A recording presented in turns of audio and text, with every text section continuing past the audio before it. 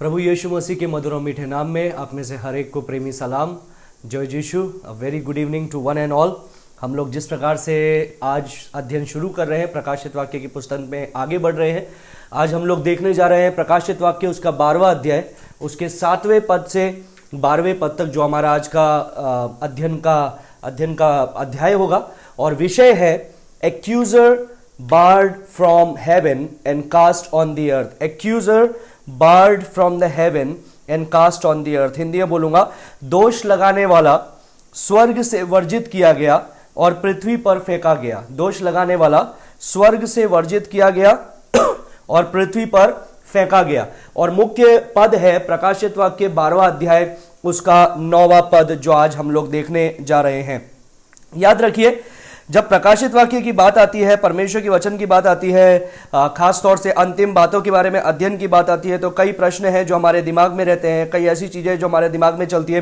कई प्रश्न हैं जिसके हम लोग उत्तर ढूंढते हैं। हम लोग सोचते हैं इसका उत्तर क्या होगा, इसका उत्तर क्या होगा। तो आज हम लोग कई उत्तरों को देखने वाले हैं परमेश्वर के वचन से। इस युद्ध के बारे में देखने वाले हैं सबसे पहले कि आखिर ये युद्ध क्या है जो हम लोग 12 के 7 में देख रहे हैं। जो स्वर्ग में एक बड़ा युद्ध छिड़ा, जो हम लोग देख रहे हैं मिकाएल के बीच में, माइकल के बीच में, और हम लोग देख रहे हैं उस लाल अजगर के बीच में जो ये युद्ध चल रहा है, ये आखिर क्या है, उसको हम लोग देखेंगे। उसके साथ ही साथ हम लोग देखेंगे कि उसको पृथ्वी पर फेंका, वो युद्ध होकर के जो पृथ्वी पर शैतान गिरा, उसका क्या परिणाम हुआ, उसको हम लोग देखेंगे। फिर हम लोग बातचीत करेंगे शैतान के बारे में कि स्वर्ग से उसको नीचे फेंका गया। स्वर्ग से उसको नीचे फेंका गया, क्या इसका मतलब यह है कि वो पहले स्वर्ग से नहीं फेंका गया था? क्योंकि कल भी हम लोगों ने चर्चा की थी कि पहले ही स्वर्ग से शैतान को पृथ्वी पर फेंक दिया गया है, जो मनुष्य की सृष्टि से पहले हुआ बात है।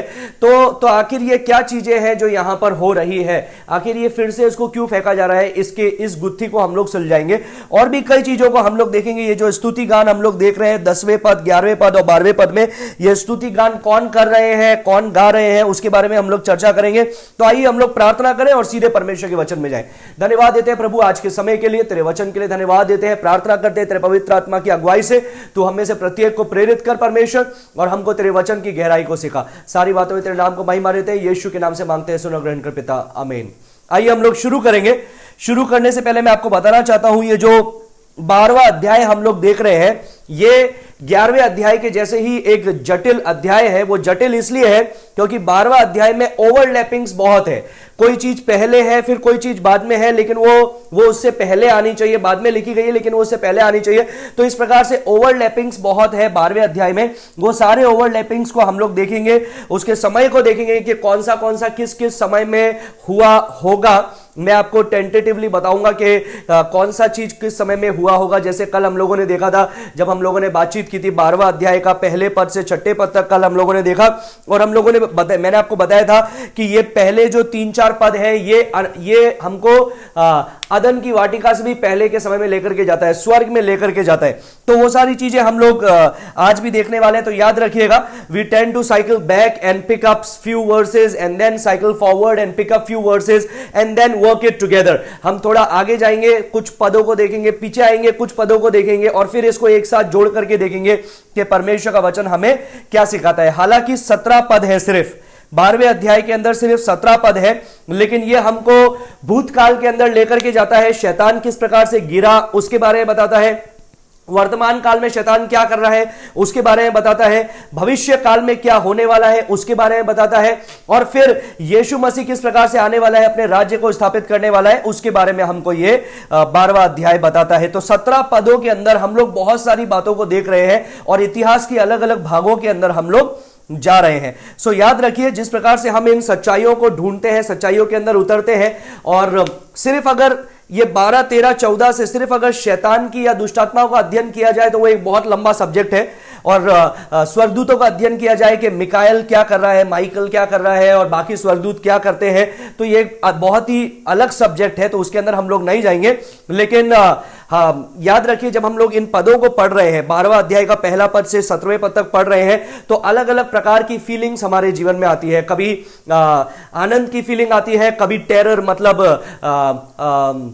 भय की फीलिंग आती है। कभी कभी हम लोग देखते हैं कि दुष्ट लोग किस प्रकार से रेस्पॉन्स दे रहे हैं, कभी हम लोग देखेंगे धर्मी लोग किस प्रकार से रेस्पॉन्स दे रहे हैं, और इस प्रकार से हम लोग धीरे धीरे करके आगे बढ़ेंगे। तो 7वां पद से 12वें पद तक आज शाम को हम लोग पढ़ने वाले हैं। मैं आपके लिए पढ़ना चाहता हूं 12 का 7 से 12।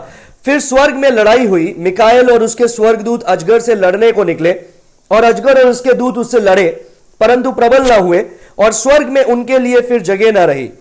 तब वह बड़ा अजगर अर्थात वही पुराना सांप जो इब्लीस और शैतान कहलाता है और सारे संसार का भरमाने वाला है, पृथ्वी पर गिरा दिया गया, और उसके दूत उसके साथ गिरा दिए गए।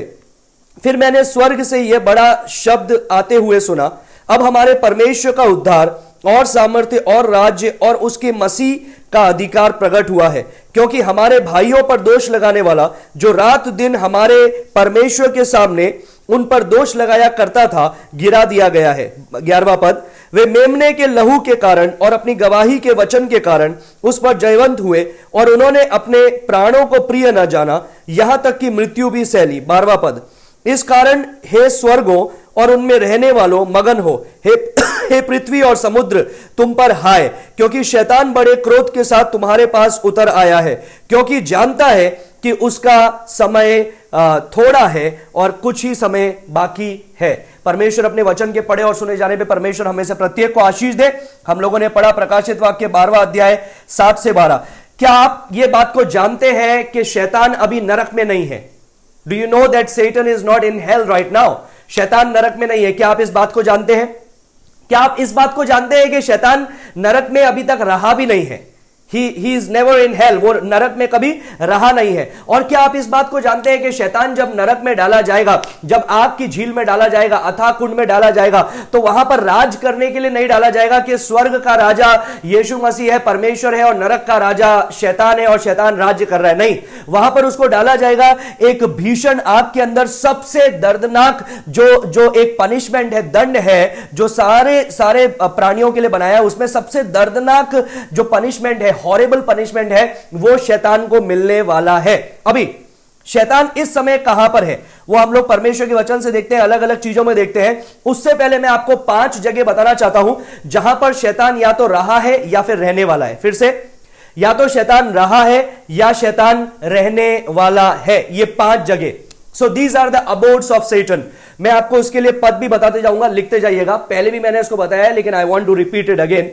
सबसे पहले हेवन, सबसे पहले उसका अबोर्ड क्या था? स्वर्ग, क्योंकि वो एक भोर का चमकता हुआ तारा था, वो एक करूब था, छाने वाला करूब, जो हमने यहेजकेल में देखा, यशायाह में देखा। और इसके लिए मैं आपको 2 पद दूंगा।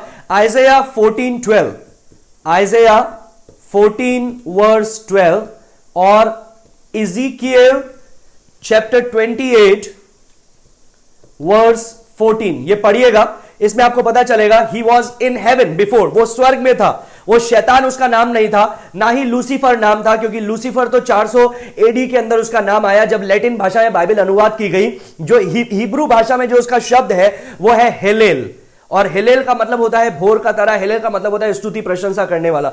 दूसरा जो उसका स्थान है वो है अर्थ, पृथ्वी पर फेंक दिया गया, जो हम लोगों ने कल भी जिसके बारे में देखा था, 12वां अध्याय का हम लोगों ने देखा था। चौथा पद, 12 का चौथा में ऐसा लिखा है, His tail swept a third of the star out of the sky and flung them to the earth. The dragon stood in front of the woman who was about to give birth, so that he might devour her and her child in a moment. It was born. So यहां पर क्या लिखा है कि वो 1/3 स्वर्गदूतों के साथ में स्वर्ग से नीचे फेंक दिया गया। So earth with access to heaven. गौर से देखिएगा, पृथ्वी लेकिन स्वर्ग में जाने की उसको अनुमति है। यह वर्तमान काल है। भूतकाल में कहां था? वो स्वर्ग में था। वो एक पवित्र स्वर्गदूत था, वो एक आर्कएंजल था, छाने वाला करूब था। लेकिन फिर उसके जीवन में पाप आया, उसके दिल में पाप आया और वो पृथ्वी पर फेंक दिया गया, लेकिन स्वर्ग में जाने की उसको अनुमति है। यह हम लोग पढ़ते हैं यहेजकेल 28 वर्स 16, यहेजकेल 28 का 16, अयूब, जोब चैप्टर 1 वर्स 6 to 7, अयूब 1 का 6 और 7 और 2 का एक और दो, दो का एक और दो। तीसरा उसका स्थान क्या होने वाला है जो हम लोग देखेंगे आज, जिसके विषय में हम लोग देखने वाले हैं, earth with no access to heaven. Earth with no access to heaven. इसका मतलब क्या है? पृथ्वी लेकिन स्वर्ग में जाने की अनुमति नहीं है। जो 12वां अध्याय का 9वां पद में लिखा है कि वो हरा दिया गया, माइकल और उसके स्वर्गदूतों ने शैतान को हरा दिया गया, पृथ्वी पर फेंक दिया गया और फिर उसको स्वर्ग में आने की अनुमति नहीं है। 9वें पद में हम लोग वही बात पढ़ते हैं, 12वें पद में हम लोग वही बात पढ़ते हैं और 10वें पद में हम लोग वही बातों को पढ़ते हैं। तो ये कब होने वाला है? रेवलेशन चैप्टर 12 वर्स 7 to 12 जो आज हम लोग देखने वाले हैं। Revelation chapter 12 versus 7 to 12। चौथा स्थान क्या होगा? पृथ्वी पर फेंक दिया गया। अभी पृथ्वी पर 60 साल का समय चल रहा है जो क्लेश का समय है। याद रखिएगा यह क्लेश के समय के शुरुआत में नहीं फेंका गया। कब फेंका गया मैं आपको उसका थोड़ा टेंटेटिव टाइम टेबल बता दूंगा कि कब उसको पृथ्वी पर फेंका गया। शुरुआत में नहीं फेंका गया। तो ये पृथ्वी पर फेंका गया। पृथ्वी पर अभी समय चल रहा है जो क्लेश का समय है। क्लेश का समय पूरा होने के बाद में यीशु मसीह इस संसार में आएगा। यीशु मसीह उससे युद्ध करेगा और उसको कहां डालेगा? अबिस, मतलब अथाह कुंड। ABYSS, एबिस। चौथा उसका स्थान होने वाला है एबिस, मतलब अथाह कुंड। यह है प्रकाशित वाक्य उसका 20 उसका 1 से 7 में आप लोग इस चीज को पढ़ते हैं। अंतिम जो उसका निवास स्थान होने वाला है वो है ग्रेट व्हाइट थ्रोन जजमेंट के बाद में। ये 1000 साल के लिए अथाह कुंड में डाला जाएगा। शैतान 1000 साल के बाद में उसको निकाला जाएगा, कुछ समय के लिए खुला छोड़ा जाएगा। क्यों छोड़ा जाएगा उसके बारे में हम लोग भविष्य में चर्चा करने वाले हैं। और अंतिम स्थान उसका होने वाला है लेक ऑफ फायर, मतलब आग की झील। वो है प्रकाशित वाक्य 20 उसका 7 से 20। प्रकाशित वाक्य 20 उसका 7 से 20। Are you getting my point? कि आपको समझ में आ रहा है? अभी शैतान पृथ्वी पर नहीं है, अभी शैतान स्वर्ग में है। पृथ्वी पर आने की अनुमति है उसे, लेकिन वो ज्यादातर समय अपना बिताता है स्वर्ग के अंदर। क्या आपको पता है शैतान एक समय में एक करूब था, जिसको अभी अभी हम लोगों ने जिसकी चर्चा की, वो परमेश्वर के सिंहासन के सामने रहने वाला था। लेकिन 10वें पद में, ये 12 का 10 हमको यहां पर भी बताता है कि अभी भी वो परमेश्वर के सिंहासन के सामने ही है रात और दिन। क्योंकि यहां पर 10 का अंत में आप देखेंगे तो यहां पर लिखा है, क्योंकि हमारे भाइयों पर दोष लगाने वाला जो रात दिन परमेश्वर के सामने उन पर दोष लगाया करता था। रात दिन परमेश्वर के सामने भाइयों पर दोष लगाया करता था। तो शैतान अभी कहां पर है? रात दिन कहां पर है वो? He is not omni presence, वो सर्वव्यापी नहीं है। ही इज नॉट ओमनीशिएंट, वो सर्वज्ञानी भी नहीं है। उसकी दुष्टात्माएं हैं जो इस पृथ्वी पर काम कर रही है अभी। लेकिन जो उसके साथ में गिराए गए स्वर्गदूत है 1/3, और उसमें से हम लोगों ने कुछ देर में मैं उसके बारे में बताने वाला हूं, so I won't jump ahead of me. लेकिन याद रखिए ये जो शैतान है अभी पृथ्वी पर नहीं है, ही इज इन हेवन। वो परमेश्वर के सिंहासन के सामने है, वो स्वर्ग में है। और वो रात दिन क्या करता है? भाइयों पर आरोप लगाता है। He still has access to heaven. याद रखिए कि उसको अभी तक नरक में डाला नहीं गया है। वो नरक में, अधोलोक में डाला जाएगा ये प्रकाशित वाक्य 20 में, और आग की झील में फाइनली डाला जाएगा प्रकाशित वाक्य 20 का 7 से 20 में। तो अभी उसको नरक में नहीं डाला गया है। He is in heaven, he has access to earth. वो पृथ्वी पर आने की अनुमति है, लेकिन ज्यादातर रात दिन वो स्वर्ग में रहता है। स्वर्ग में रहकर के भाइयों पर आरोप लगाने का काम करता है। और वहां पर वो चाहता है कि ज्यादा से ज्यादा लोगों को अपने अंधकार के राज्य में लेकर के आए।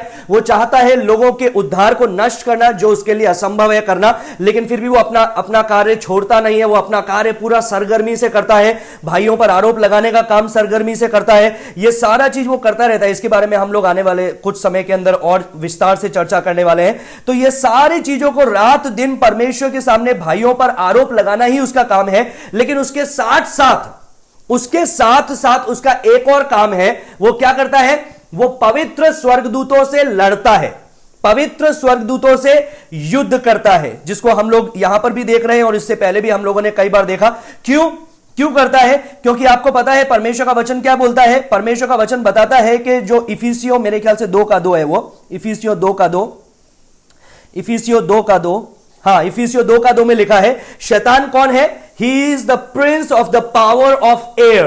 वो वो आकाश का अधिकारी है, इसलिए वो क्या करता है, वो स्वर्गदूतों से भी युद्ध करता है, मल्ल युद्ध चलता रहता है। परमेश्वर का वचन बोलता है हमारा मल्ल युद्ध शरीर के साथ में नहीं है, मांस और लहू के साथ में नहीं है, लेकिन दुष्ट आत्माओं के साथ में, अंधकार की ताकतों के साथ में है, और वो दुष्ट आत्माओं से लड़ता रहता है। इस प्रकार से हम लोग यहां पर देखते हैं। अभी क्या करना चाहता है, आखिर वो करना क्या चाहता है इसके द्वारा, आखिर वो क्यों परमेश्वर के सामने भाइयों पर आरोप लगा रहा है, क्यों वो लड़ना चाहता है? क्योंकि somehow he want to eliminate every single person who are working for the Lord, who are working with the Lord, जो परमेश्वर के सम काम कर रहे हैं, किसी तरह से वो उनको नष्ट करना चाहता है, किसी तरह से वो उन पर आरोप लगाना चाहता है।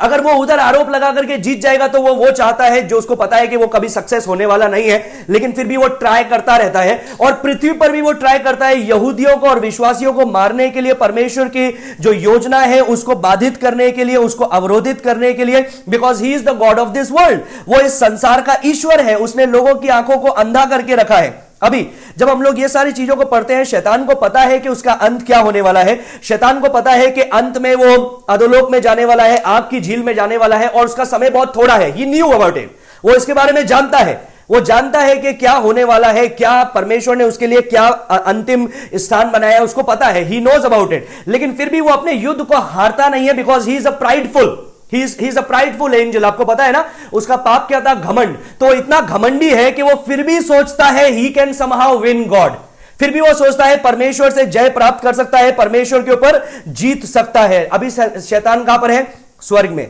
अभी कितने लोग शैतान को बांधते रहते हैं कि ये यहां पर शैतान को बांध दिया, वहां पर शैतान को बांध दिया, इस कोने में बांध दिया, उस कोने में बांध दिया, इस शहर में बांध दिया, उस शहर में बांध दिया, सिलीगुड़ी में से शैतान को बांध देते हैं प्रभु। इस प्रकार की प्रार्थनाएं हम कितनी बार करते हैं। तो सोचिए, हम तो बांधते रहते हैं शैतान को, लेकिन शैतान तो एक्चुअली यहां पर है ही नहीं, वो तो स्वर्ग में भाइयों पर आरोप लगाने का काम कर रहा है।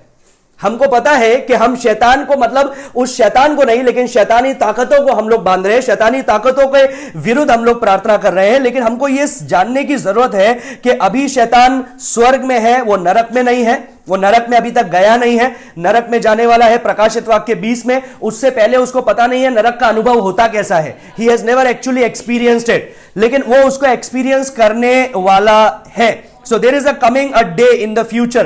याद रखिए, जब परमेश्वर कलीसिया को उठा लेगा, जब परमेश्वर कलीसिया को उठा लेगा और 7 साल का ये जो क्लेश का समय है ये शुरू हो जाएगा, जिसके बारे में हम लोग प्रकाशित वाक्य 6 अध्याय से 13वें अध्याय तक पढ़ते हुए आए हैं।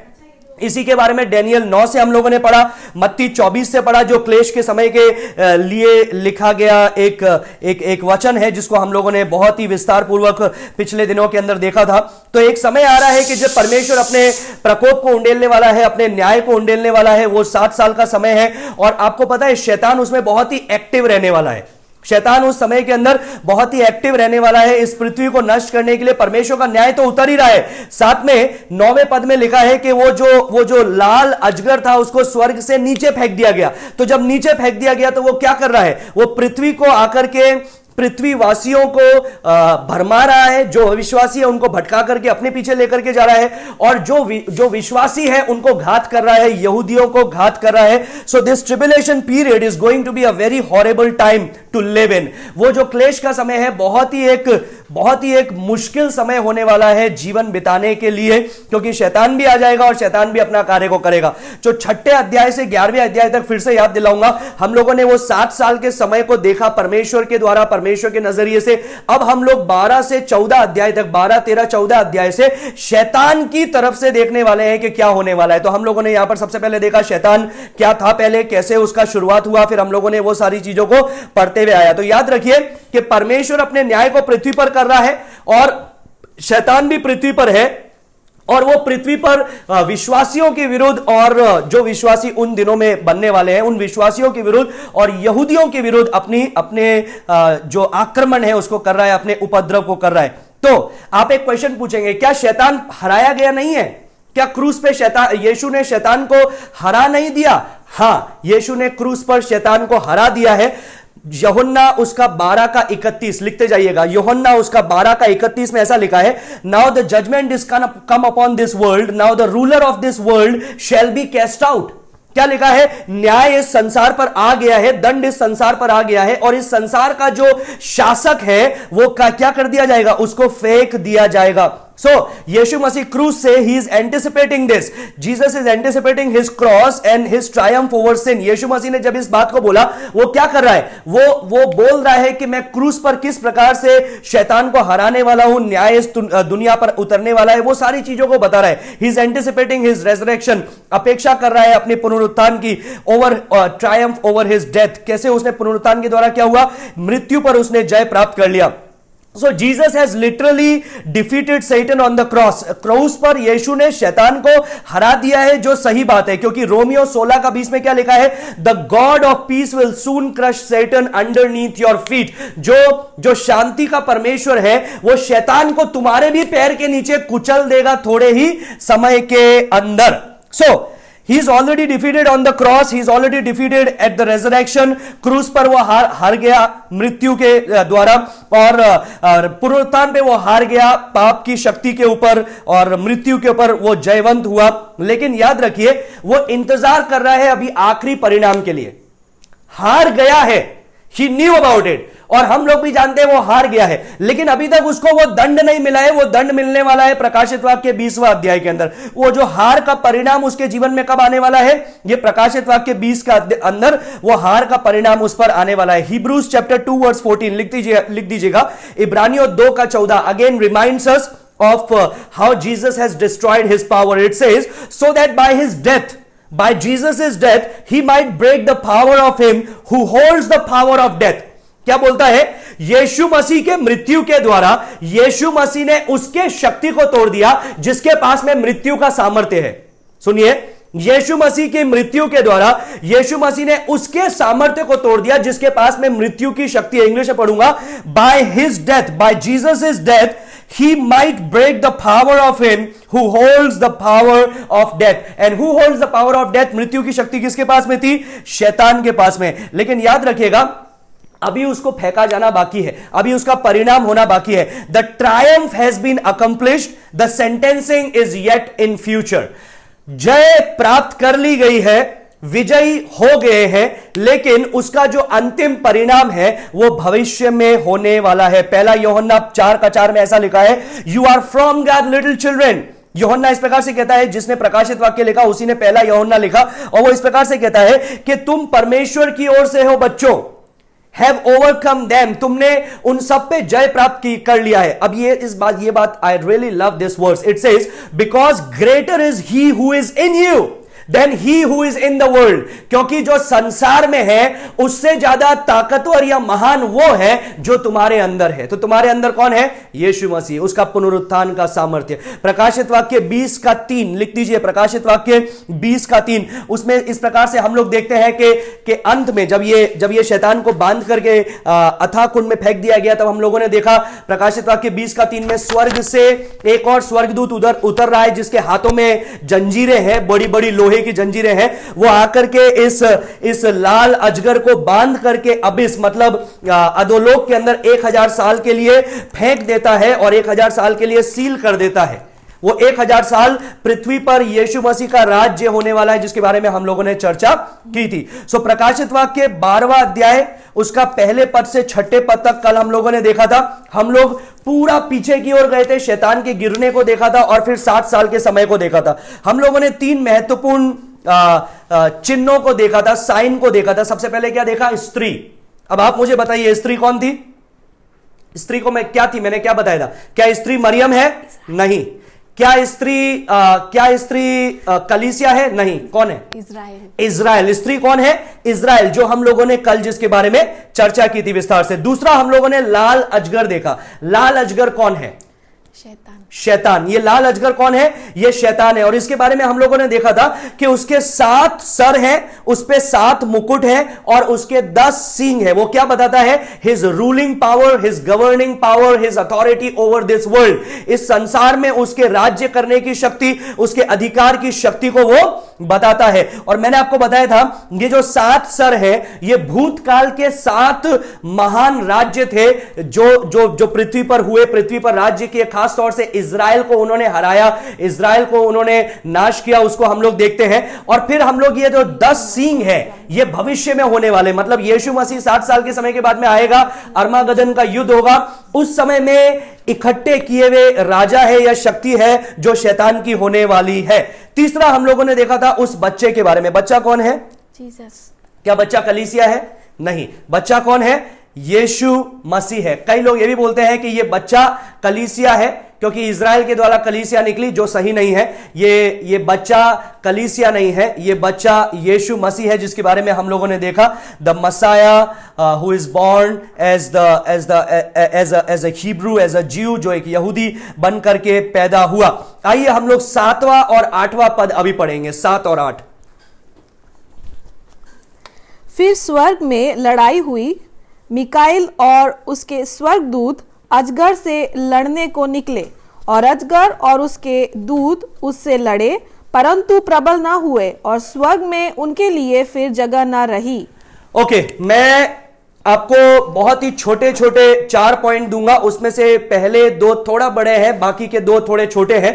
पहला पॉइंट हम लोग देखते हैं, वॉर इन हेवन। बहुत सरल शब्दों में हम लोग उनको देखने वाले हैं। सबसे पहले हम लोग क्या देख रहे हैं? स्वर्ग में एक युद्ध को देख रहे हैं, which is in verse 7 and verse 8। 7वां और 8वां पद के अंदर हम लोग देख रहे हैं स्वर्ग में क्या हुआ? एक युद्ध हुआ। अभी याद रखिए, यह युद्ध अभी शुरू नहीं हुआ है।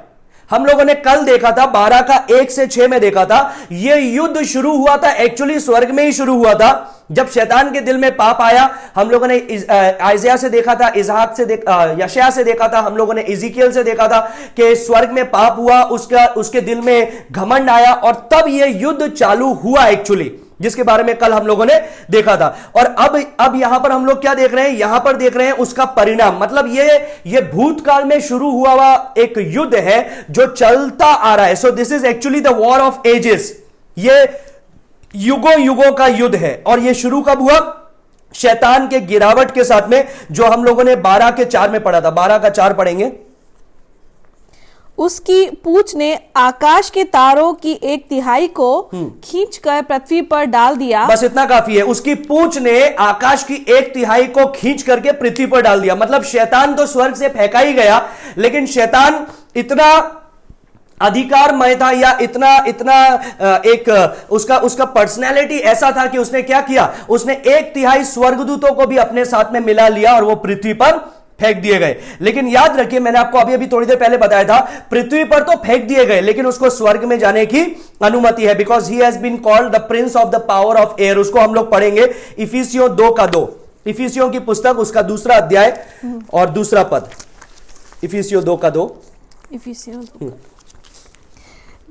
जिनमें तुम पहले इस संसार की रीति पर और आकाश के अधिकार के हाकिम अर्थात उस आत्मा के अनुसार चलते थे, जो अब भी आकाश के अधिकार के हाकिम। आकाश के अधिकार के हाकिम, ये किसके बारे में बता रहा है? ये शैतान के बारे में बता रहा है। इफिसियों 6 का 12 भी पढ़ेंगे। इफिसियों 6 का 12।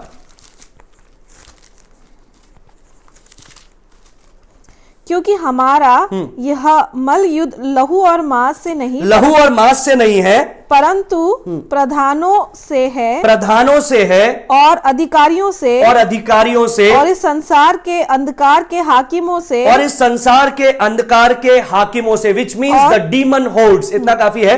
द डीमन होल्ड्स मतलब दुष्ट आत्माओं की शक्ति से उस शैतान के विरुद्ध हमारा मल युद्ध है। और परमेश्वर को धन्यवाद देते हैं कि परमेश्वर ने हमको लावारिस नहीं छोड़ा है, तुम अपने अनुसार लड़ो बोल करके नहीं छोड़ा है, लेकिन अपना पवित्र आत्मा का सामर्थ्य हमें दिया है। जो पवित्र आत्मा ने यीशु को मरे हुओं में से जीवित किया, वही पुनरुत्थान का सामर्थ्य, वही पवित्र आत्मा आपके और मेरे अंदर प्रभु ने दिया है, तो उसके नाम को हम लोग धन्यवाद दे। याद रखिए, इब्रानियों 1 का 14 में क्या लिखा है कि स्वर्गदूत आखिर किस लिए बनाए गए? आखिर देखेंगे हम लोग स्वर्गदूतों का कार्य क्या है। इब्रानियों 1 का 14, हिब्रू चैप्टर 1 वर्स 14 लिख दीजिएगा। Hebrew chapter 1 verse 14 इंग्लिश में लिखा है, they are the ministering spirit for the people of God, for the children of God who inherit salvation। Hindi में पढ़ेंगे। इब्रानियों 1 का 14, क्या वे सब सेवा टहल करने वाली आत्माएं नहीं? क्या वे सब सेवा टहल करने वाली आत्माएं नहीं? मतलब शैतान भी गिरने से पहले वो एक सेवा टहल करने वाली आत्मा की जैसे परमेश्वर ने उनसे बनाया। हाँ, जो उद्धार पाने वालों के लिए सेवा करने को भेजी जाती है। हाँ, जो उद्धार पाने वालों के लिए सेवा करने को भेजी जाती है। तो स्वर्गदूतों का कार्य क्या है? स्वर्गदूतों को किस लिए बनाया गया है? एक्चुअली यहां पर हम लोग देख रहे हैं स्वर्गदूतों का कार्य है, they are the ministering spirit for the people of God. परमेश्वर के लोगों के लिए, परमेश्वर के बच्चों के लिए वो सेवा टहल करने वाली आत्मा है जो हम लोग यहां पर देखते हैं। और याद रखिए कि जो भी ये सेवा टहल करने वाली आत्माएं कार्य करती है, शैतान उसका विरोध करने के लिए हमेशा से चाहता है। परमेश्वर ने इजराइल के लिए जब जब हम लोग देखते हैं स्वर्गदूतों को कुछ करने के लिए भेजा, शैतान जरूर उसके बीच में उसने अड़चन डाली। क्यों? क्योंकि वो आकाश से, वो स्वर्ग है ना, स्वर्ग से पृथ्वी पर आते हैं। आकाश में, आकाश का अधिकारी कौन है? शैतान। पृथ्वी का अधिकारी भी वो है, आकाश का अधिकारी भी वो है। तो वो हमेशा उसके विरुद्ध रहता है, स्वर्गदूतों के विरुद्ध रहता है, साथ में कलीसिया के विरुद्ध रहता है, इजराइलियों के विरुद्ध रहता है, क्योंकि ये सब परमेश्वर की योजना पूरे करने वाले जन है, परमेश्वर की योजना पूरे करने वाले लोग हैं। अभी वो क्या करता है? वो स्वर्गदूतों के साथ में युद्ध करता है, और वो आज भी इस संसार के अंदर अपने युद्ध को चला रहा है। कैसे? वो फॉल्स रिलीजन्स के द्वारा, ह्यूमन फिलॉसफीज के द्वारा, करप्ट गवर्नमेंट्स के द्वारा, करप्ट थियोलॉजिकल डॉक्ट्रिन्स के द्वारा, और वो इस पृथ्वी पर काम आज भी कर रहा है। पतरस ने इस प्रकार से बताया कि वो एक गरजने वाला शेर की जैसे है, वो ढूंढता है कि वो किसको फाड़ खाए। मत्ती 13 के अंदर यीशु मसीह ने बोला कि वो आता है where the gospel is sowed and he snatches it away। जहां पर वो बीज बोया गया है, वो शैतान आकर के उधर से उठा करके लेकर के जाता है। तो एक्चुअली शैतान तो दिन और रात वहां पर भाइयों पर आरोप लगा रहा है। तो यहां पर कौन आ रहा है? उसकी दुष्टात्माएं हैं जो ये सारा कार्य को करती है। याद रखिए, प्रेरितों का 5वां अध्याय के अंदर हम लोग देखते हैं हनन्याह और सफीरा की कहानी। हम लोग देखते हैं कि शैतान ने ट्राई किया उनके दिल में करप्शन डालने के लिए, और जिसमें वो सफल भी हुआ, और परमेश्वर ने वहां पर अपना दंड दिया। दूसरा कुरिन्थियों 2 का 11 में पौलुस क्या बताता है? लिख दीजिए, बहुत इंपॉर्टेंट पद है। दूसरा कुरिन्थियों 2 का 11 पौलुस इस प्रकार से बताता है कि शैतान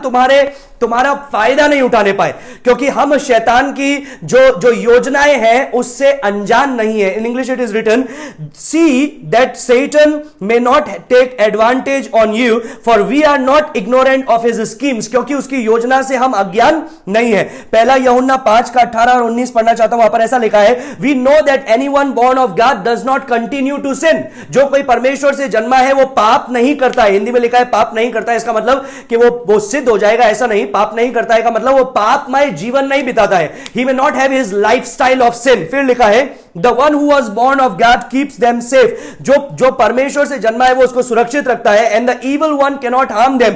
और जो दुष्ट है उसके खिलाफ वो उसको नुकसान नहीं पहुंचा सकता है। तो याद रखिए, शैतान जो कुछ भी करना चाहता है वो कर सकता है कि वो हमारे विरुद्ध आए, वो कलीसिया को सताए, लेकिन परमेश्वर हमको सुरक्षित रखता है। 19वें पद में लिखा है, we know that we are children of God. हम जानते हैं कि हम परमेश्वर की संतान हैं। And that the whole world is under the control of the evil one. 2 भाग देख रहे हैं आप।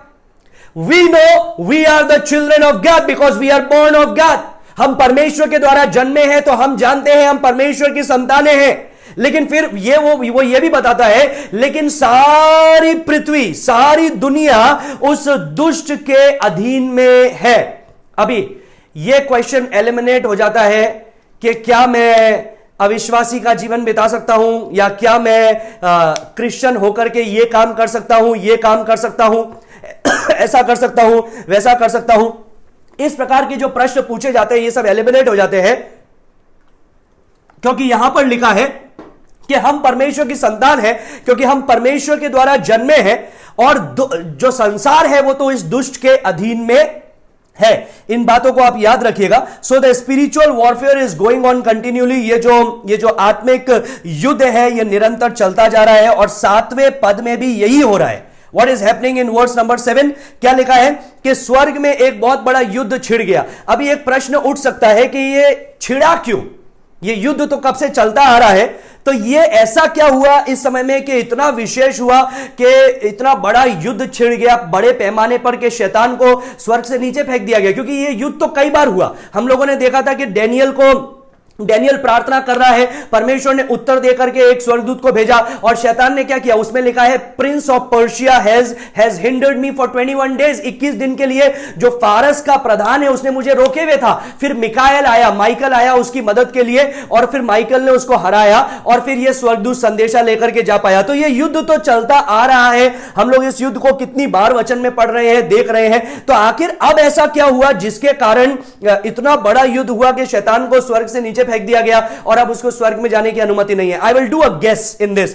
मैं एक अनुमान लगाना चाहता हूं, यह मेरा अनुमान है, मैं इसको I am not being dogmatic on it, मैं इसको कट्टरता से नहीं बोलता हूं कि ऐसा ही है क्योंकि ये लिखा हुआ नहीं है, लेकिन मैं एक अनुमान लगाता हूं और मुझे ये अनुमान मुझे सटीक भी लगता है क्योंकि जो हम लोग सिनेरियो देख रहे हैं, कॉन्टेक्स्ट देख रहे हैं, तो उसके अंदर ये अनुमान हो सकता है सही है। हम लोग जानते हैं ये 7 साल का समय शुरू होने से पहले क्या हो रहा है, कलीसिया उठा ली गई। तो जब कलीसिया उठा ली जा रही है, अभी शैतान क्या है, शैतान और जो दुष्ट आत्माएं हैं वो आकाश के प्रधान हैं। अभी हम लोगों ने देखा वो आकाश के अधिकारी है, आकाश के स्वामी है। They want to hinder somehow, वो हमेशा विश्वासियों के खिलाफ है, जो हम लोगों ने देखा हमेशा इजराइल के खिलाफ है, यहूदियों के खिलाफ है, परमेश्वर के काम के खिलाफ है। अभी जब परमेश्वर अपनी दुल्हन को उठा रहा है, so they want to somehow hinder, so Satan and his all demon holds may be they are ready to hinder it. वो वहां पर रुकावट डालने के लिए उसके बीच में है, लेकिन मिकाएल ने और स्वर्गदूतों ने क्या किया, उनसे एक युद्ध किया और उनको हरा दिया क्योंकि मिकाएल के ऊपर वो प्रबल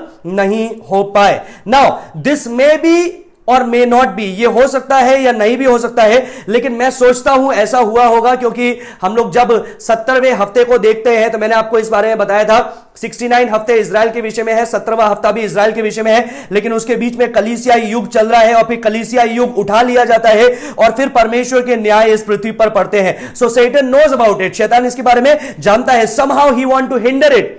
माइकल को प्रधान स्वर्गदूत आर्कएंजल कहा गया है, जो हम लोग यहूदा उसका 9वां पद में देखते हैं। पहला थिस्सलुनीकियों 4था अध्याय उसका 16वां पद भी लिख दीजिए। वहां पर इस प्रकार से लिखा है, the Lord himself will descend from heaven with a shout and with a voice of what, archangel. वहां पर क्या लिखा है, पहला थिस्सलुनीकियों 4 का 16 में क्या लिखा है, स्वयं परमेश्वर प्रकट होगा आकाश में और वो क्या करेगा, वो प्रधान स्वर्गदूत की आवाज के साथ में ऐसे काम को करेगा। वो रैप्चर के बारे में लिखा है, पहला थिस्सलुनीकियों 4था अध्याय में रैप्चर के बारे में लिखा है, जिसके बारे में हम लोगों ने पहले भी अध्ययन किया था। अभी परमेश्वर आर्कएंजल के साथ में, उस प्रधान स्वर्गदूत के साथ में एक गर्जन कर रहा है। आखिर प्रधान स्वर्गदूत कौन है? मिकाएल हो सकता है क्योंकि यहूदा 9वें पद में 1 का 9 में हम लोग देखते हैं मिकाएल जो है, माइकल जो है वो आर्कएंजल है, पहले भी हम लोगों ने देखा था। तो हो सकता है ये जो माइकल आर्कएंजल है ये शैतान से युद्ध कर रहा है, अंधकार की ताकतों से युद्ध कर रहा है वो रैप्चर होने के समय में, क्योंकि यही चीज शैतान ने पहले भी की थी। जब परमेश्वर ने उत्तर भेजा डैनियल को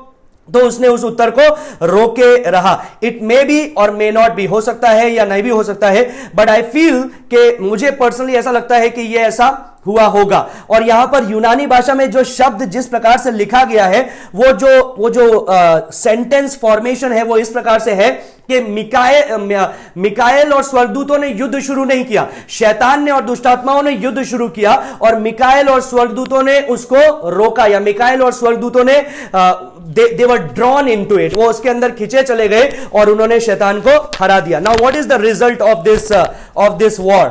क्या निकला परिणाम? 8वें पद में हम लोग देखेंगे, 7वें पद में हम लोग देखते हैं वो युद्ध हुआ। What is the result? 8वें पद में हम लोग देखेंगे इसका परिणाम क्या निकला। इसका परिणाम यह निकला कि 8वां पद में ऐसा लिखा है 12 का 8 के अंदर, परंतु प्रबल ना हुए और स्वर्ग में उनके लिए फिर जगह ना रही। स्वर्ग में उनके लिए फिर जगह ना रही। They were not strong enough to conquer. और फिर लिखा है, no longer there was any place found in heaven for them. परमेश्वर स्वर्ग में अब उनके लिए जगह बची भी नहीं रही। They are no more welcomed और they are no more have permission to come in front of the throne of God. परमेश्वर के सिंहासन के सामने आने की उनके पास में अनुमति नहीं रही। भाइयों पर आरोप लगाने के लिए उनके पास में अनुमति नहीं रही, उसको पूरी तरह से नीचे फेंक दिया गया।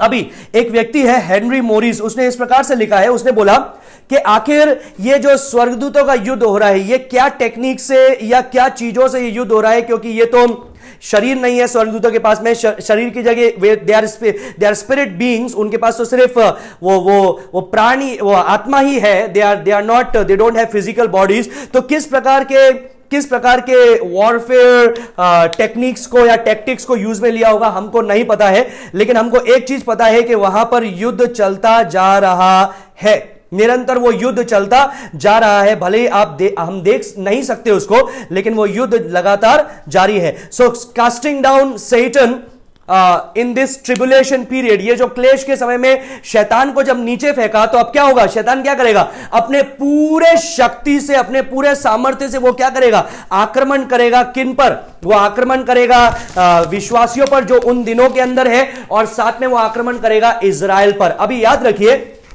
ये हुआ है, ये जो शैतान स्वर्ग में से फेंका गया, ये हुआ है पहली 4 मोहर के खोलने के कुछ समय बाद में, या पहली चौथी मोहर खुलने के समय में। याद रखिए, फिर से बोलूंगा, चौथी मोहर खुलने के समय में, या फिर पहली 4 मोहर पूरे होने के समय के अंदर, मतलब 3.5 साल पूरे होने वाले थे, या तो करेक्ट 3.5 साल पर हुआ, या फिर 3.5 साल पूरे होने वाले थे, उसके पहले यह घटना हुई कि शैतान को आकाश से नीचे फेंक दिया गया, स्वर्ग से नीचे फेंक दिया गया। दिस में be right at the mid point और just before the mid point, बीच के समय के ऊपर या बीच के समय के थोड़ा पहले यह घटना हुई होगी कि युद्ध हुआ और शैतान को पूरी तरह से स्वर्ग से नीचे फेंक दिया गया। अभी वो क्या कर रहा है, वो पृथ्वी पर नरक को खोल रहा है, वो पृथ्वी पर नरक को खोल रहा है, क्योंकि स्वर्ग से उसको फेंक दिया गया है। और जो आकाश मंडल है, स्वर्गदूतों ने उसमें हर एक जितने दुष्ट आत्मा थे सबको वहां से हटा दिया। They have clean the place, उसको साफ कर दिया, शुद्ध कर दिया। अभी no more Satan is the prince of the power of air, वो अब अधिकारी नहीं है उस आकाश मंडल का, लेकिन अब सिर्फ पृथ्वी पर है। He is confined just to the earth, all the demons are confined just to the earth, वो सिर्फ पृथ्वी पर ही अभी अटके हुए हैं। So what they are doing, they are bringing hell on earth, वो पृथ्वी पर नरक के दरवाजे को जैसे खोल दिया, क्योंकि हम लोगों ने देखा अधोलोक को खोला गया, हम लोगों ने देखा उस 20 करोड़ दुष्ट आत्माओं को खोला गया, तो वो सारी चीजों को हम लोग देखते हैं। दूसरा चीज हम लोग पढ़ेंगे 9वें पद से, वॉर इन हेवन, स्वर्ग में हम लोगों ने युद्ध को देखा। आइए दूसरा चीज पढ़ेंगे, 9वां पद पढ़ेंगे, 12 का 9, प्रकाशित वाक्य 12 का 9। तब वह बड़ा अजगर, अर्थात वही पुराना सांप जो इब्लिस और शैतान कहलाता है और सारे संसार का भरमाने वाला है, पृथ्वी पर गिरा दिया गया। हाँ, इतना काफी है। वो जो अजगर कहलाता है, बड़ा अजगर कहलाता है, मतलब इब्लिस, शैतान, उसको पृथ्वी पर गिरा दिया गया, उसके सारे दुष्टात्माओं के साथ में उसको पृथ्वी पर गिरा दिया गया। अभी मैं आपको फिर से ध्यान केंद्रित करवाना चाहूंगा 12वां अध्याय का तीसरा पद पे, 12वां अध्याय का तीसरा पद पे मैं आपका ध्यान केंद्रित करवाना चाहूंगा कि इस लाल अजगर के बारे में वहां पर लिखा है 7 इसके सर है, उस पर 7 मुकुट है और 10 सींग है। आखिर ये क्या है, इसके बारे में हम लोग चर्चा करने वाले हैं। जैसे हम लोग प्रकाशित वाक्य में आगे जाएंगे उसके बारे में हम लोग देखने वाले हैं, लेकिन यहां पर हम देख रहे हैं कि उसको क्या किया है, उस लाल अजगर को स्वर्ग से नीचे फेंक दिया गया है। He is thrown down to heaven. याद रखिए, अदन के बगीचे में इसको सर्प कहा गया है, तो यहां पर इसलिए लिखा गया है वो पुराना सर्प जो अदन के बगीचे में था, वो पुराना सर्प, वो एक चिन्ह है का, एक रियल सांप नहीं है, वास्तविकता नहीं है। It's a sign, it's a symbol of the reality, वास्तविकता की पहचान है, वास्तविकता की परछाई है। तो उसको क्या किया, उसको नीचे फेंक दिया गया। अभी यहां पर एक और चीज लिखा है कि ही इज द एक्यूजर, जो भाइयों पर आरोप लगाने वाला है। 9वें पद को देखेंगे, जो अंतिम में उसके अंदर लिखा है वो इब्लिस और शैतान कहलाता है और सारे संसार को भरमाने वाला है, वो गिरा दिया गया और उसके दूत उसके साथ गिरा दिए गए। वो सारे संसार को भरमाने का काम करता है। पहले मैंने आपको बताया था, ही is the prosecutor of brothers, वो भाइयों पर आरोप लगाने वाला है। रात दिन भाइयों पर आरोप लगाना ही उसका काम है, जो हम लोग इन वचनों के द्वारा देखते हैं। भाइयों पर आरोप लगाता है, परमेश्वर के सिंहासन के सामने है और रात दिन भाइयों पर आरोप लगाने का काम करता है। उसको स्वर्ग से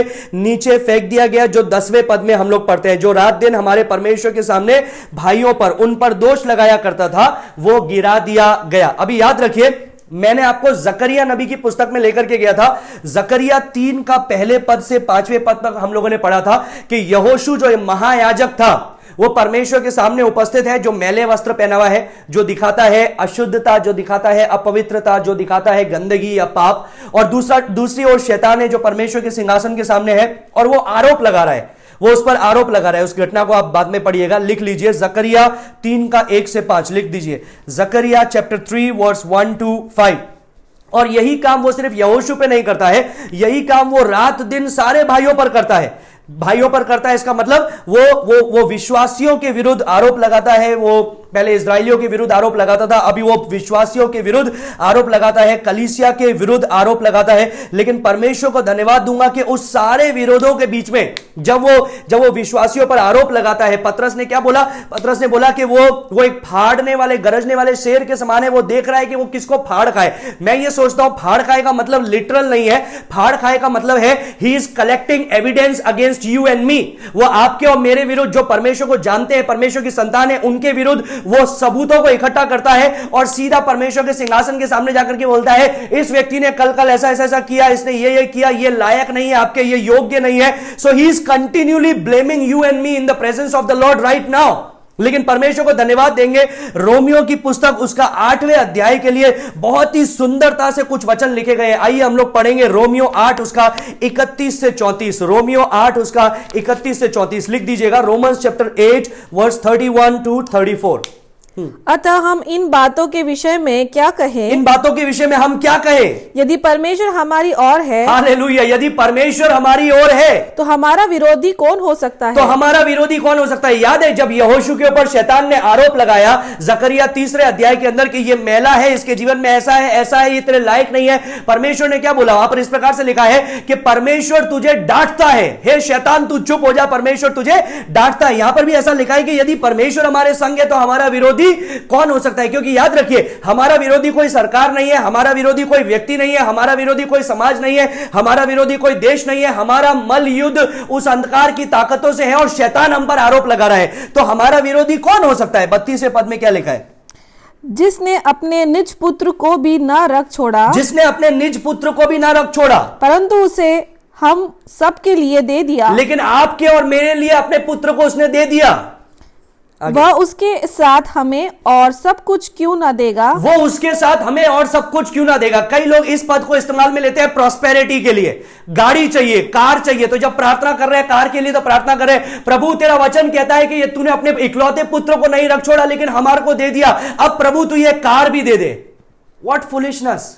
read the words in context, वचन को उसके संदर्भ में पढ़े। ये वचन प्रॉस्पेरिटी के लिए नहीं है, आपका बड़ा बंगला हो जाए उसके लिए नहीं है, बड़ी गाड़ी हो जाए उसके लिए नहीं है। ये वो सारी चीजों के लिए है कि हम जब दुख संकट उठाते हैं, शैतान हम पर आरोप लगाता है, तो जब परमेश्वर ने अपने इकलौते पुत्र को नहीं रख छोड़ा तो क्या वो और कुछ बातों को छोड़ेगा? फिर 33वें पद में क्या लिखा है? परमेश्वर के चुने हुओं पर दोष कौन लगाएगा? अब समझ में आया, परमेश्वर के चुने हुए लोगों पर दोष कौन लगाएगा? कौन दोष लगा रहा है? शैतान। हाँ, आगे। परमेश्वर ही है जो उनको धर्मी ठहराने वाला है। परमेश्वर ही है जो उनको धर्मी ठहराने वाला है। 34वां पद। फिर कौन है जो दंड की आज्ञा देगा? फिर कौन है जो उन पर दंड की आज्ञा देगा? मसीही है जो मर गया वरन मुर्दों में से जी उठा। मसीह है जो मर गया वरन मुर्दों में से जी उठा और परमेश्वर के दाहिनी ओर है। हालेलुया, वो परमेश्वर के दाहिने ओर है और हमारे लिए निवेदन भी करता है। और हमारे लिए निवेदन भी करता है। तो याद रखिए, आप पर आरोप लगाने वाला एक है जो शैतान है, जो परमेश्वर के सिंहासन के सामने है, रात दिन आरोप लगाता है, बोलता है कि ये व्यक्ति इसके लायक नहीं है, ये व्यक्ति इसके लायक नहीं है, इसने ऐसा किया है, इसने ऐसा बोला, ये व्यवहार कर रहा है। लेकिन वहां पर यीशु मसीह है जो हमारा मध्यस्थता करने वाला है, यीशु मसीह है जो हमारी बीचवाही करने वाला है, जो पिता के दाहिने हाथ खड़ा है। He is our advocate, he is our mediator, he is our intercessor. वो वहां पर खड़ा है हमको, हमारे लिए बीचवाही का कार्य करने के लिए। और ये शैतान क्या है? धोखेबाजी का ही काम करता है। प्रकाशित वाक्य 12 का 9 लिखिए, कुछ पद दूंगा, जल्दी जल्दी लिखते जाइए। प्रकाशित वाक्य 12 का 9, वहां पर वो क्या लिखा है? वहां पर ऐसा लिखा है, who deceives the whole world, जो सारे संसार को धोखा देता है। Not only he is an accuser, not only he is an adversary, but he is a deceiver also. याद रखिए, सिर्फ वो आरोप लगाने वाला नहीं है, सिर्फ वो बलवा करने के विरोध करने वाला ही नहीं है, जो स्वर्ग में आकाश मंडल में विरोध कर रहा है, शैतान युद्ध कर रहा है, सिर्फ वो वैसा ही नहीं है, वो बैरी ही नहीं है, लेकिन वो धोखेबाज भी है। ही इज अ डिसीवर, वो धोखेबाज है, यहां पर परमेश्वर का वचन बताता है। प्रकाशित वाक्य 16 का 14 लिख दीजिए, प्रकाशित वाक्य 16 का 14, वहां पर इस प्रकार से लिखा है कि उसके साथ में एक आत्मा है जो क्या कर रहा है, जो अलग अलग चिन्हों को कर रहा है, अलग अलग ऐसी ऐसी दुष्ट आत्मा अलग अलग चिन्हों को कर रहा है और राजाओं को अपने पीछे धोखे से मिला रहा है। तो वो क्या कर रहा है, he is making the world ready for the war of Armageddon. हम लोग वो 7 साल के समय के कॉन्टेक्स्ट में देख रहे हैं, आज भी वो ये कर रहा है, लेकिन उस समय और ज्यादा पैमाने पर करेगा, वो लोगों को भरमाएगा, भटकाएगा, ताकि अपने साम्राज्य को इकट्ठा कर सके, सेना बना सके परमेश्वर के विरुद्ध युद्ध करने के लिए। 13वां अध्याय 14वां पद, प्रकाशित वाक्य 13 का 14, it talks about Satan as deceiver. वहां पर ऐसा लिखा है, he deceives those who dwell on the earth, जो पृथ्वी पर रहने वाले हैं, शैतान उनको धोखा देने का काम करता है। He is the agent of Satan, वो शैतान के द्वारा कार्य करने वाला है। And what does it say?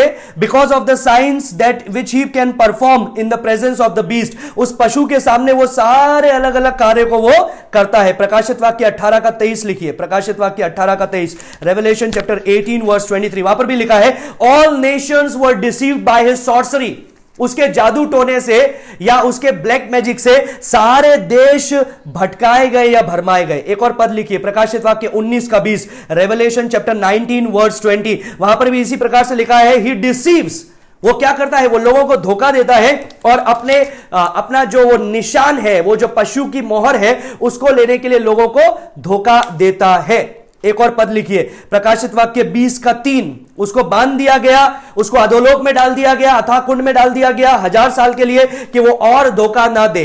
प्रकाशित वाक्य 20 का 8 लिखिए, उसको 1000 साल के बाद में खोला गया ताकि वो राज्यों को फिर से धोखा देने का काम करे। प्रकाशित वाक्य 20 का 10 लिखिए, वहां पर ऐसा लिखा है कि अंत में उस धोखेबाज शैतान को, इब्लीस को आग के झील में डाल दिया गया। प्रकाशित वाक्य 20 का 3, प्रकाशित वाक्य 20 का 8, प्रकाशित वाक्य 20 का 10। सो हम लोग यहां पर क्या देख रहे हैं, he is attacking Israel, he is trying to kill them, he is attacking the believers, he is trying to destroy them, he is deceiving the whole world. वो ना सिर्फ इजराइलियों का विरोध कर रहा है, उनको मारने की कोशिश कर रहा है, ना सिर्फ विश्वासियों का विरोध कर रहा है, उनको मारने की कोशिश कर रहा है, लेकिन वो क्या कर रहा है, वो दुनिया के लोगों को भी भटकाने और भरमाने का काम कर रहा है। And he still do it, वो आज भी वैसा करता है, by false philosophies, by false psychologies, by human system of world, इस संसार का अलग अलग चीजों के द्वारा। याद रखिएगा, अभी एक चीज बहुत चल रही है संसार में, पीपल से I don't believe in religion but I am spiritual. ये एक नया चीज अभी चालू हुई है कि मैं आत्मिक हूं, I don't believe in any religion, मैं सब कुछ मानता हूं, मैं इधर भी जाऊंगा, उधर भी जाऊंगा, इधर भी जाऊंगा, मैं आत्मिक हूं। This is again a deception of the devil, ये शैतान का एक धोखा है।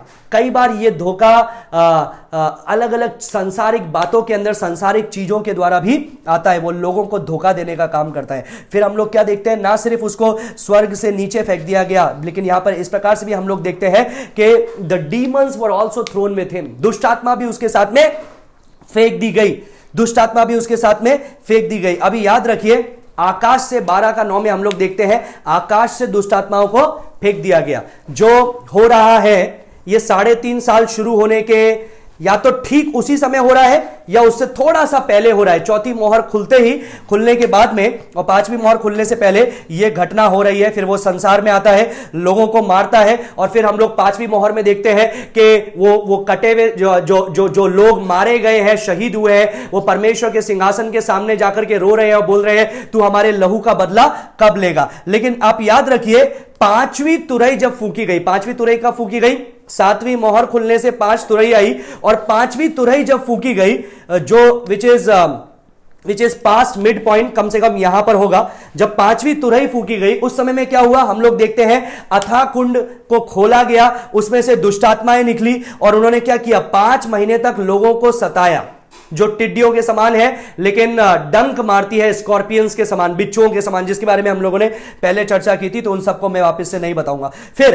एक और चीज, जब प्रकाशित वाक्य 9 का 13 में हम लोगों ने ये चीज देखा, प्रकाशित वाक्य 9 का 1 में हम लोगों ने यह देखा शैतान अभी गिराया गया प्रकाशित वाक्य 12 में, और प्रकाशित वाक्य 9 का 13 के अंदर हम लोग देखते हैं जब छठी तुरही फूकी गई तो क्या हुआ, दूसरी हाय हुई। दूसरी हाय क्या थी कि वो जो 4 फुरात नदी पर 4 दुष्टात्माएं बांध करके रखी थी, उन दुष्टात्माओं को खोल दिया गया। 20 करोड़ दुष्टात्माएं लेकर के उन्होंने आक्रमण किया और एक तिहाई पृथ्वी को उन्होंने क्या किया, खत्म कर दिया। एक तिहाई पृथ्वी को खत्म करने का मतलब क्या है, 1/4 तो पहले ही खत्म हो गई थी। जो चौथी मोहर खुली थी उसमें 1/4 खत्म हो गई। फिर से एक बार मैं आपको इसका बताना चाहूंगा कि इसका समय कैसा हुआ। पहली मोहर खुलने के साथ में, फर्स्ट सील खुलने के साथ में मसीह विरोधी सफेद घोड़े पे सवार होकर के संसार में आया, और क्या हुआ, इजराइल के साथ में 7 साल के लिए वाचा बांधी, जिससे ये 7 इयर्स ट्रिब्यूलेशन पीरियड चालू हुआ, ये क्लेश का समय चालू हुआ। दूसरी मोहर खोली गई जिसमें युद्ध आया। तीसरी मोहर खोली गई जिसमें महामारी आई, अकाल आया। और चौथी मोहर के अंदर मृत्यु आई, महामारी आई, और 1/4 पृथ्वी नष्ट हो गई। 1/4 पृथ्वी नष्ट हो गई। फिर उसके बाद में हम लोगों ने देखा कि ये 12:9 प्रकाशित वाक्य 12:9 में आकाश में युद्ध हुआ और शैतान को वहां से नीचे फेंक दिया गया। ये 3.5 साल खत्म होने से पहले की बात है, या ठीक उसी 3.5 साल खत्म होते ही ये बात हुई है। तो ये या तो उसी समय हुआ है या फिर उससे थोड़ा पहले। और फिर उसने क्या किया, उसने यरूशलेम के मंदिर में सबसे पहले अपने आप को ईश्वर बना दिया, क्योंकि यही वो चाहता था। पहले ईश्वर के सम्मुख था, अभी वहां से फेंक दिया गया, तो सीधे वो गया यरूशलेम के मंदिर में। मसीह विरोधी ने अपने आप को क्या किया, ईश्वर का दर्जा दिया और अपने आप की पूजा करवाने लगा। अभी मसीह विरोधी शैतान नहीं है, this is the unholy Trinity. उसके बारे में हम लोग चर्चा करेंगे आने वाले दिनों में। उस पशु के बारे में चर्चा करेंगे, शैतान के बारे में चर्चा करेंगे, इन सभी के बारे में हम लोग देखेंगे 12, 13, 14 अध्याय के अंदर। फिर क्या हो रहा है, फिर छठी तुरही फूकी गई, छठी मोहर खोली गई, जो 3.5 साल के बाद का समय है। फिर 7वीं मोहर खोली गई। 7वीं मोहर खोलने से 7 तुरही का न्याय आया, जो हम लोग देख रहे हैं, 7 ट्रम्पेट जजमेंट। उसके अंदर से जब 5वीं तुरही फूकी गई तो क्या हुआ, ये अधोलोक से दुष्टात्माएं निकली, जिन्होंने 5 महीने के लिए मनुष्य को सताया। ऑलरेडी आकाश से बहुत सारी दुष्टात्माएं नीचे फेंक दी गई है, शैतान को भी नीचे फेंका है, अभी अधोलोक भी खुल गया है, वहां से भी दुष्टात्माएं निकल रही है। फिर क्या हो रहा है, फिर जब छठी तुरही फूकी गई तो उसके साथ में 20 करोड़ दुष्टात्माएं और खोली गई। तो सोचिए, पृथ्वी पर लोगों से ज्यादा दुष्टात्माएं हैं। और अब क्या हो रहा है, ये दुष्टात्माएं पृथ्वी पर राज्य कर रही है। So this will be literally war on earth. ये पृथ्वी पर युद्ध की अवस्था है। और युद्ध कौन सा चल रहा है, ये आत्मिक युद्ध चल रहा है। शैतान ये सारी दुष्टात्माओं के साथ में प्रयत्न कर रहा है कि मैं इजराइल को नष्ट कर दूं, इजराइल को मार डालूं। और ये वो समय है जब 1260 दिन, जो हम लोगों ने 12वां अध्याय का 6ठा पद में देखा था, कि उस स्त्री को 1260 दिन के लिए, मतलब इजराइल को 1260 दिन के लिए परमेश्वर ने एक निश्चित स्थान पर छुपा करके रखा, प्रोटेक्ट करके रखा, सुरक्षा दे करके रखा। तो ये वो समय है जब पृथ्वी पर वो क्या कर रहा है, वो नरक को खोल दिया उसने, और वो पृथ्वी पर लोगों का घात करते जा रहा है। लेकिन वापस हम लोग प्रकाशित वाक्य 12 के अंदर आएंगे, 10वां पद को हम लोग देखेंगे, 10वें पद को। What do we see in verse number 10 पढ़ेंगे।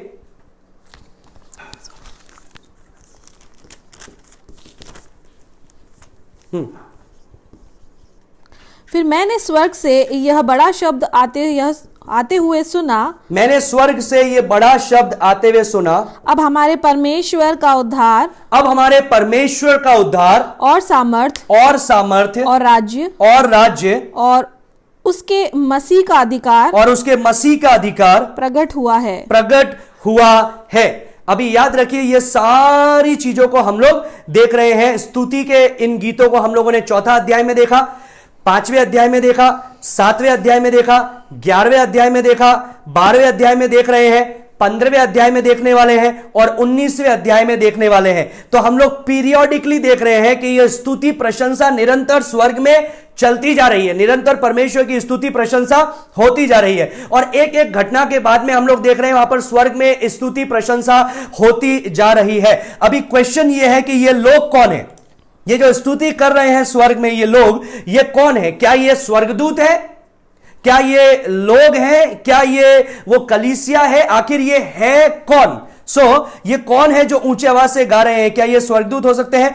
मैं सोचता हूं ये स्वर्गदूत नहीं है, ये है वो रैप्चर्ड कलीसिया, या वो संत जो वो ट्रिबुलेशन पीरियड से निकले हुए हैं, और साथ ही साथ में ये वो हैं जो कलीसिया के द्वारा उठा लिए गए हैं, और वे परमेश्वर की स्तुति और आराधना कर रहे हैं। क्यों? क्योंकि यहां पर एक विशेष शब्द लिखा है 10 के अंत में, जब आप देखेंगे वहां पर ऐसा लिखा है, for the accuser of our brothers.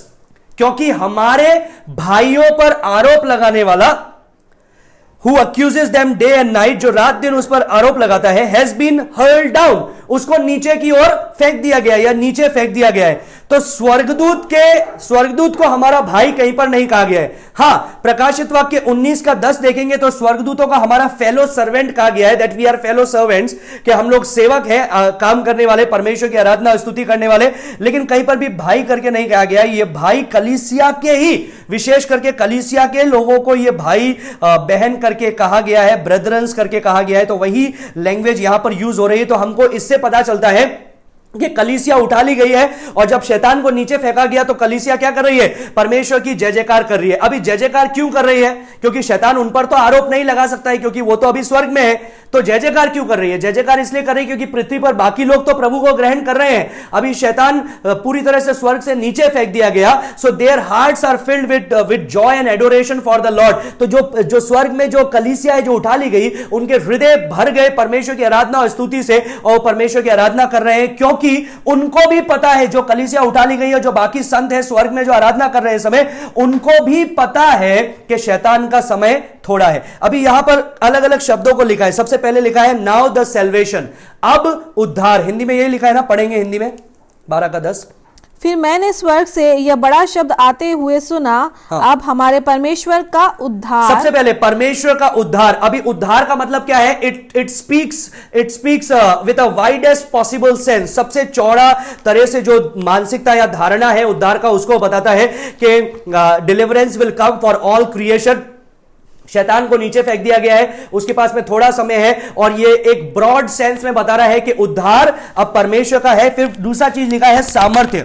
सामर्थ्य का मतलब क्या है? संपूर्ण सामर्थ्य, सर्वशक्तिमान परमेश्वर, जिसके बारे में हम लोगों ने पहले भी देखा था, जिसको शैतान उसका विरोध नहीं कर सकता है, जो 1000 साल के समय को लाने वाला है। फिर लिखा है and the kingdom of our God, हमारे परमेश्वर का राज्य। अब हमारे परमेश्वर का राज्य ये स्पिरिचुअली भी बता रहा है और इटर्नली भी बता रहा है, मिलेनियली भी बता रहा है कि वो 1000 साल का समय आने वाला है। स्पिरिचुअली परमेश्वर का राज्य चल रहा है, और अनंत में भी परमेश्वर का राज्य होने वाला है। So it talks about a very broad sense, बहुत ही दूर तक की बातों को इसमें यहां पर बताया गया है। फिर एक और अंतिम चीज लिखा है and the authority of Christ, Yeshu Masih का अधिकार या यीशु मसीह का आधिपत्य। What does it talks about? It talks about his right to rule, his right to reign. शैतान को नरक में डालने का उसका अधिकार है, पृथ्वी पर राज्य करने का अधिकार है। तो दे नो, उनको पता था, out of heaven on the अर्थ, शैतान को स्वर्ग से नीचे फेंका गया, पृथ्वी पर फेंका गया। Out of earth in the एबिस, शैतान को पृथ्वी से निकाला जाएगा और अधोलोक में डाला जाएगा, अथाह कुंड में, जहां पर वो गिरता रहेगा, गिरता रहेगा, गिरता रहेगा, कोई अंत नहीं है। और मुझे हंसी इसलिए आ रही है क्योंकि वो परमेश्वर के ऊपर जाना चाह रहा था, अभी वो अथाह कुंड में गिर गया है, जहां पर वो गिरता जा रहा है, लेकिन उसका पैना कभी आ रहा ही नहीं है। And out of एबिस into the lake of fire, उस अथाह कुंड से उसको निकाला जाएगा और आग की झील में डाला जाएगा। सो it talks of a very broader sense. अंतिम चीज जो हम लोग 11 और 12 पद में देखते हैं, praise for Triumph on earth, praise for Triumph in heaven है ये, स्वर्ग में परमेश्वर का जय जयकार, एंड प्रेज फॉर ट्रायम्फ इन अर्थ, पृथ्वी पर परमेश्वर का जय जयकार, ऑन अर्थ, परमेश्वर का पृथ्वी पर जय जयकार। 11 और 12, पृथ्वी पर परमेश्वर का जय जयकार। पृथ्वी पर परमेश्वर का जय जयकार का मतलब क्या है? क्योंकि यहां पर एक निश्चित पद लिखा है, 12:11 में, वे मेमने के लहू के कारण, कौन?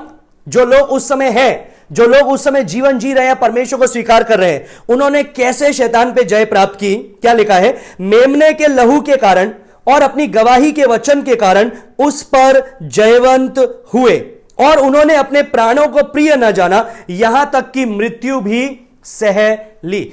किस प्रकार से जयवंत हुए? अपने मैजिक फॉर्मूला के द्वारा। पृथ्वी पर जो लोग हैं, जब शैतान पृथ्वी पर आया, उनके विरुद्ध, उनको मारने लगा, उनके विरुद्ध खड़ा हो गया। जो लोग बचाए जा रहे हैं उनके विरुद्ध खड़ा हुआ, यहूदियों के जो बचाए जा रहे हैं उनके विरुद्ध खड़ा हुआ। तो बताइए, पृथ्वी पर जो लोग थे वो किस प्रकार से शैतान पे प्रबल हुए? क्या वो शैतान पे प्रबल हुए अपने मैजिक फॉर्मूला के द्वारा? नहीं। एक्सॉर्सिज्म के द्वारा? नहीं। अपने बाइंडिंग के द्वारा कि इधर इसको बांध दिया, उधर उसको बांध दिया, 20 करोड़ को बांध दिया, अथाह कुंड के बांध दिया, ये सबको बांध दिया, क्या इसके द्वारा? नहीं। थ्रू देयर कन्फेशन, क्या अंगीकार के द्वारा? नो। थ्रू रेब्यूकिंग? नहीं। किसके द्वारा? मेमने के लहू के द्वारा। सबसे पहले लिखा है मेमने के लहू के द्वारा, दूसरा लिखा है अपनी गवाही के द्वारा। मतलब ऐसे समय में भी जब दुष्टात्माएं उनके विरुद्ध है, शैतान उनके विरुद्ध है, हमले पे हमला हो रहा है, but they are still standing strong. और अंतिम बात लिखा है they didn't love their own life even to the death. वो मृत्यु तक भी उन्होंने अपने प्राणों को प्रिय ना जाना। This characterized what you know, ये क्या चीज को बताता है? ये बताता है कि they are genuinely saved because they had true faith, विश्वास है उनके पास में, ऑनगोइंग टेस्टिमनी, जो उनकी गवाही है वो निरंतर चलती जा रही है। दे हैव एंड्योर्ड, उन्होंने सह करके निकलते जा रहे हैं। दे हैव जेन्युइन ट्रांसफॉर्मेशन, एक वास्तविक परिवर्तन हुआ है। They are true saints and they continue, वो सच्चे संत हैं क्योंकि वो निरंतर चल रहे हैं। यीशु मसीह ने क्या बोला मत्ती 24:13 में, जो अंत तक धीरज धरे रहेगा वो उद्धार को प्राप्त करेगा। मेरे प्रियो, बहुत लोग हैं जो अपने आप को मसीही कहते हैं, बहुत लोग हैं जो अपने आप को क्रिश्चियन कहते हैं, but they are Christian only on their own agendas and only और देयर कंफर्टेबल सिचुएशन। ना प्रभु के साथ में समय बिताते हैं, ना प्रभु से कोई लेना देना है, ना कोई गवाही है। बस इतना है कि चर्च जाते हैं, हफ्ते में 2 दिन, हफ्ते में 3 दिन, इतना है कि 1 घंटा बाइबल पढ़ ली, आधा घंटा प्रार्थना कर लिया। They go to the Lord on their own terms. लेकिन यहां पर हम देख रहे हैं उन्होंने अपने प्राणों को भी प्रिय ना जाना, मेमने के लहू के द्वारा उन्होंने जय प्राप्त की। याद रखिए आज के दिन में भी this is the same thing what we have to do. मेमने के लहू के द्वारा जय प्राप्त करनी है, गवाहियों के द्वारा जय प्राप्त करनी है, और अपने प्राणों को प्रिय ना जान करके मृत्यु तक पर उस शैतान पर जय प्राप्त करनी है। और अंतिम में लिखा है आनंद की बात। 12वें पद में लिखा है, इस कारण हे स्वर्गों और उसमें रहने वालों मगन हो जाओ। किस कारण? ये सारी चीजें जो हो रही है, शैतान को हरा दिया गया। 9वें पद के अंदर जो हुआ, स्वर्ग में स्तुति आराधना हो रही है परमेश्वर की जय के कारण, पृथ्वी पर स्तुति आराधना हो रही है परमेश्वर की जय के कारण। इस कारण स्वर्ग और उनमें रहने वालों मगन हो जाओ। पृथ्वी और उस समुद्र पर हाय। क्यों हाय? क्योंकि शैतान उस पर अपने आक्रमण को कर रहा है, शैतान उस पर अपनी क्रूरता को दिखा रहा है। क्योंकि शैतान बड़े क्रोध के साथ तुम्हारे पास उतर आया है, क्योंकि जानता है कि उसका समय थोड़ा है। विद ग्रेट रेथ, बड़ी क्रोध से। अब ये जो ग्रेट शब्द है, ये रेथ जो शब्द है, ग्रेट का मेगास है, और रेथ जो शब्द है ये है थूमोस।